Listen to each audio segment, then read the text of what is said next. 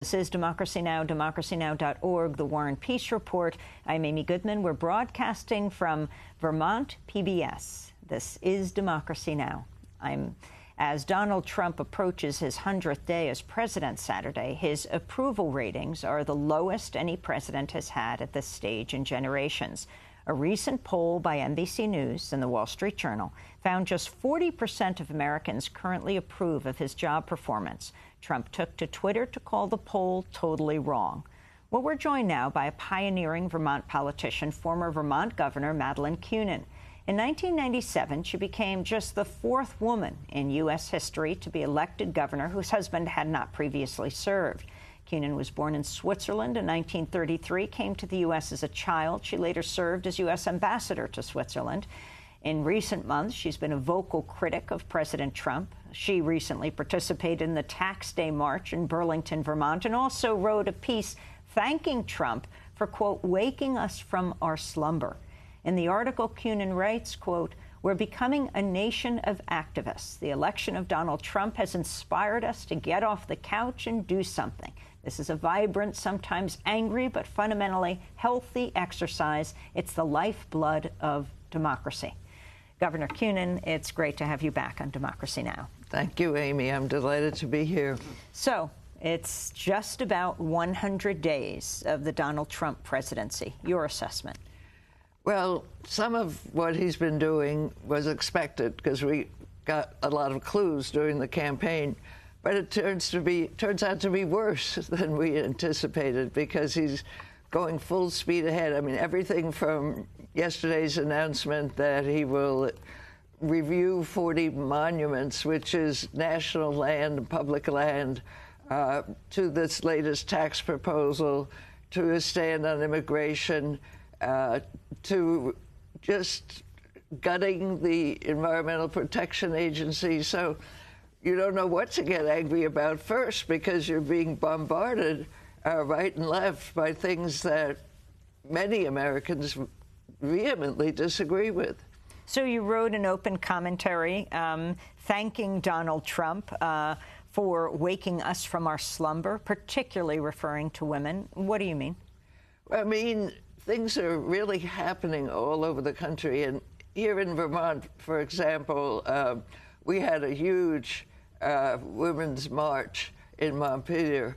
But from my personal experience, I spoke to a class the other day at the University of Vermont, and I asked, how many of you consider yourself feminists? And almost every hand went up. And previously, before Trump's inauguration, when I would ask that question, you know, one or two would tentatively raise their hands, and there was a big discussion about why we're not feminists. So whether you're a feminist or not, people are marching who never marched before. People are following the news closely. You can't have a conversation without Trump invading it at some point. It's like he's like an endangered, like a occupying army almost, that he's just on everybody's mind. We can't help it. Even if we'd like to get away, we can't. I wanted to ask you about women's representation around the country in legislatures and top elected offices. The New York Times had a piece recently, What Happens When Women Legislate? And it's talking about the group Emerge. You started Emerge Vermont. It says at 39.7%, Nevada now ranks near the top for women's representation in state politics, second only to Vermont. Right. So how has it happened here? And where do you see the glass ceiling is? Well, not only are we second in the nation in the percentage of women in our legislature. Well, this says top. This says Nevada's second. Well, it's a question of decimal points. And once we can forget about the decimal points, we won't argue who's first or second or third. But I thought Colorado was first, but it may have changed in the meantime. But the women are chairs of key committees. Both appropriations committees are chaired by women. Our speaker is a woman. And it has an impact because different issues come up, as that article said. We're debating a law that would protect pregnant women from arduous tasks in the workplace, paid family leave. So these issues come up, but also I think women sometimes have a different way of negotiating. There's not as much macho, I win, you lose. We sit down together. And what about progressive politicians and Republican politicians as women in the United States?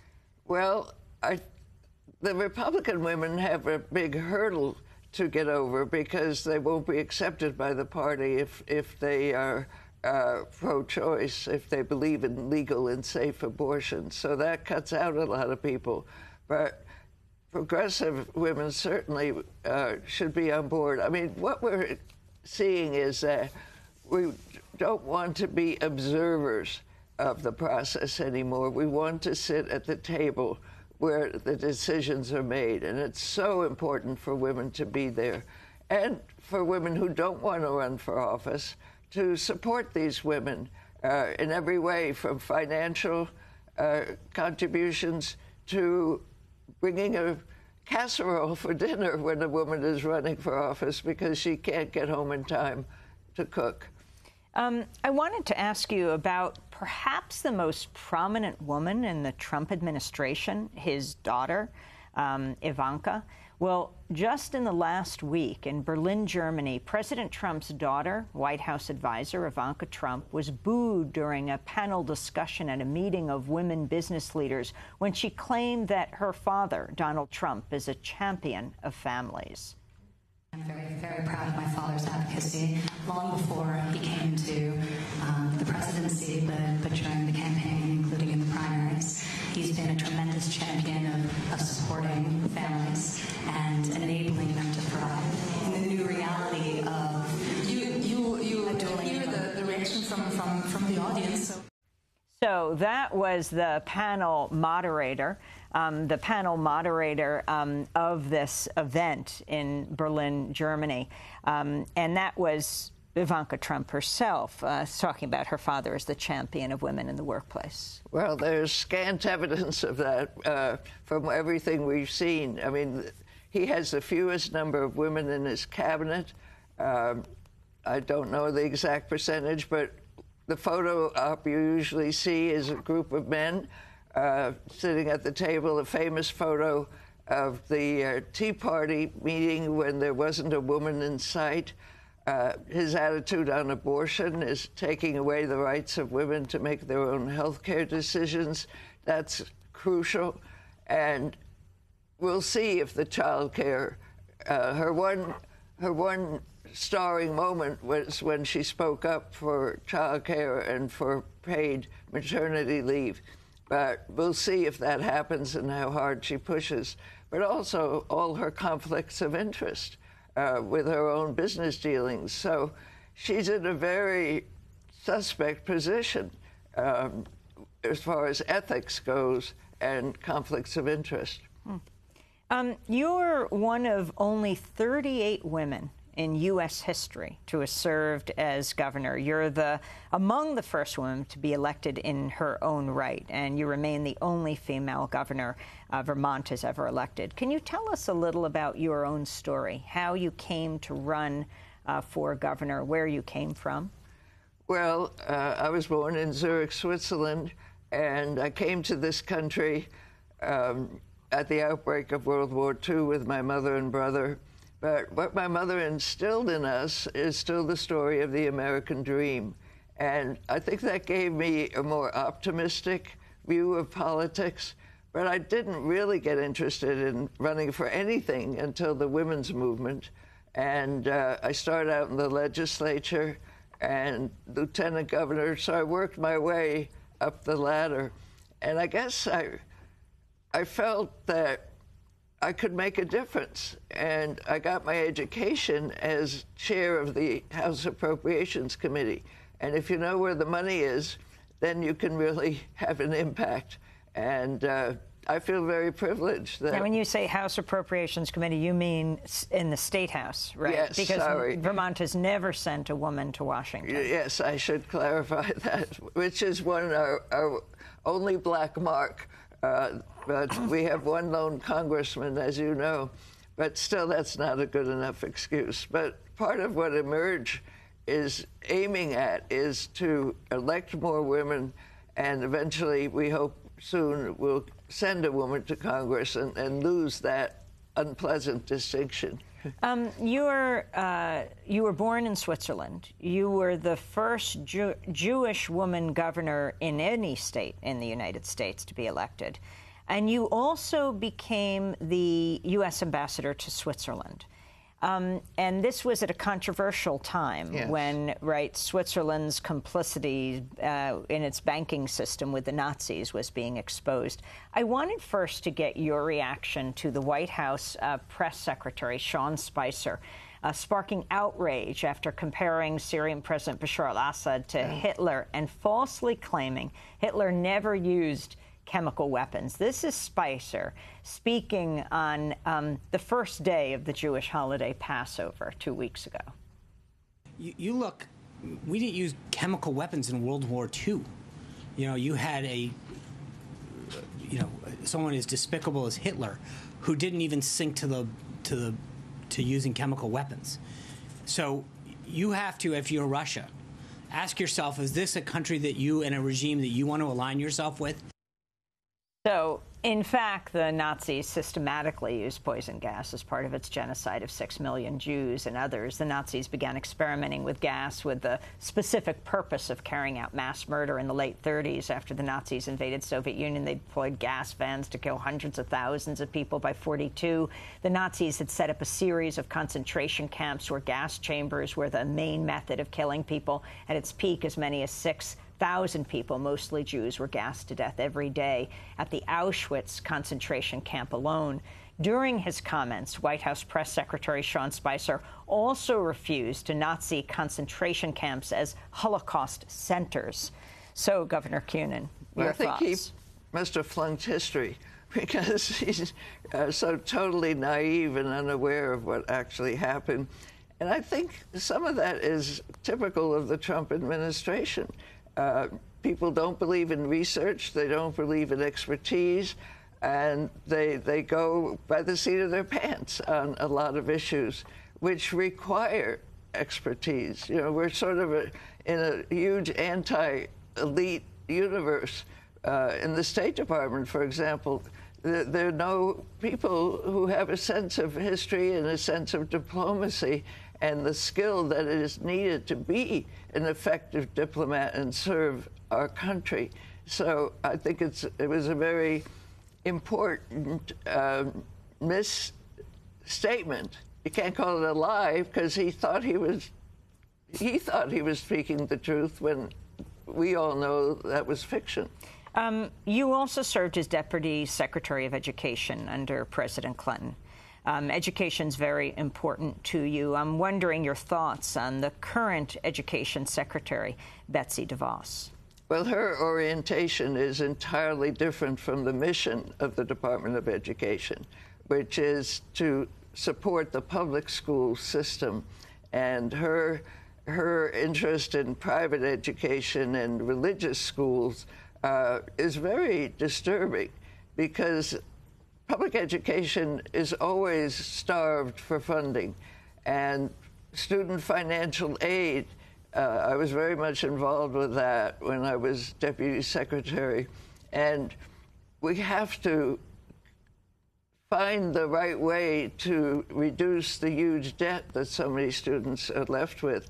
And again, she's moving in the opposite direction by going to private lenders instead of the public with something called direct lending. So I'm concerned. And, you know, her ignorance about the children with disabilities, again, we have to invest in the right places. And they even talk about, which is not a new story, eliminating the Department of Education. She hasn't said that, but the Trump people have referred to that. Does Vermont have any charter schools? We don't have, we have sort of semi-charter schools, but not officially as charter schools. Like in Burlington, there's schools that emphasize the arts and that specialize and draw children into those schools, but I don't think we have officially a charter school. You have called for 16-year-olds to be able to vote. Explain. Well, I think it would galvanize this group and maybe make education while they're in high school. What we really have to get back to is the old-fashioned term civics, where you learned how the government worked, and now we can teach it in a much more exciting way. But young people, as you know, are the least likely to vote, and people my age are the most likely to vote. And I think, again, the Trump administration is igniting hope again for young people and fear. So kind of hope and fear may make them want to vote and be good citizens. I wanted to ask you about what's happened at Fox. Another Fox News anchor, Sean Hannity, is facing accusations of unwanted sexual advances. Former Fox News guest Debbie Schlussel has accused Hannity of inviting her back to his hotel room, and that after she rejected his advances, quote, he called me and yelled at me, and I kind of knew I wouldn't be back on his show, unquote.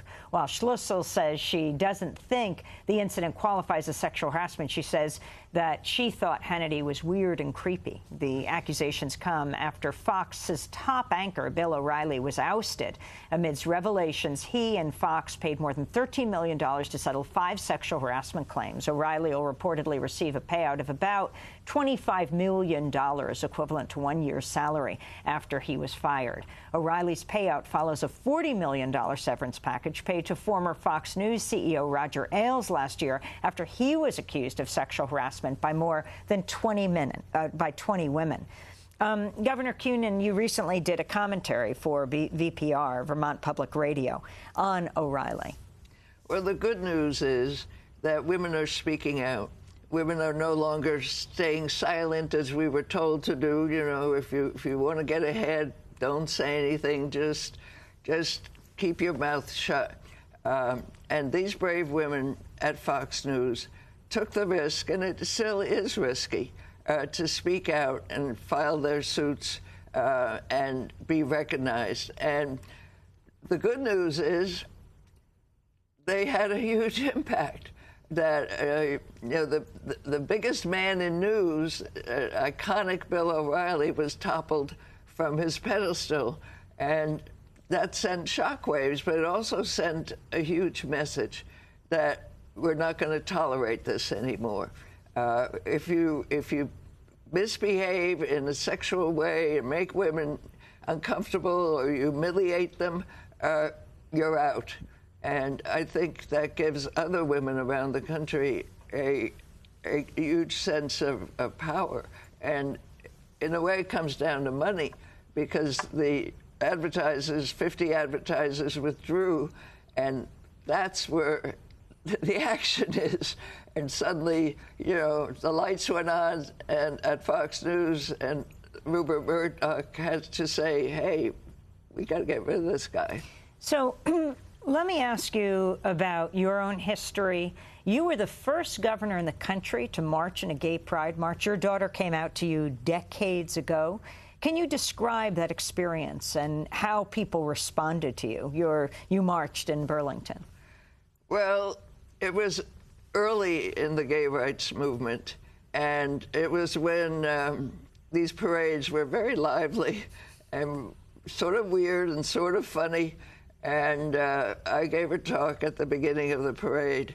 But later, I wondered, after that gay rights parade, I went to a military ceremony in the next town, and I thought, what a contrast, you know. Of course, then it was more dramatic contrast than it would be now. But I found out later that at a cash register in a small town in Vermont, they had my picture from the paper, and they had a circle with a slash through it. So the feeling was much more conflicted 30 years ago. I hate to count it up, but I think that's how long ago it was. Finally, in your years as governor, and now you're an extremely active post-governor, more so than most anyone in the country, in stating your views, being out there. You started Emerge Vermont. It's part of a national organization. Talk about what you feel women need to do to get elected at every level of government and what's holding women back. The numbers are so low in the United States. Well, when women run, they have an equal chance of winning as a man, except when it comes to the presidency. We won't go into that now, but there's still a huge barrier at that level. But for legislative seats, it's a little harder for governor, but not impossible. I think what they need to do is really stand firm in their beliefs. I mean, you have to have the inner passion. You have to have the motivation. And then you can follow the rules of what it takes to be elected. And I think the biggest thing that the women lack is confidence. You know, there's no degree in running for office, and I think we're so used to being certified for this, that, or the other thing, or getting an A in a course, and then we feel good.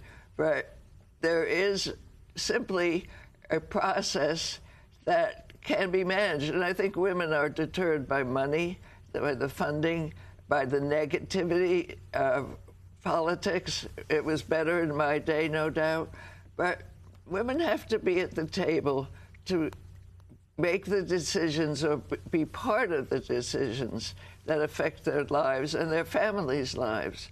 So they also have to realize it's exciting. And when I say it's exciting, it's also fun, which we don't talk about much, but it's very rewarding. If you live your life making a difference in the world for others, you really live a good life. Governor Kunin, I want to thank you very much for joining us. Madeleine May Kunin served as governor of Vermont for 3 terms from 1985 to 1991. She's Marsh Professor at the University of Vermont and the author of The New Feminist Agenda, Defining the Next Revolution for Women, Work, and Family. She is also the founder of Emerge Vermont. This is Democracy Now! When we come back, we're going to Denver, Colorado, where a Mexican immigrant has just been taken by ICE agents off the streets where he was working and readied for deportation. But people are coming out and speaking out. Stay with us.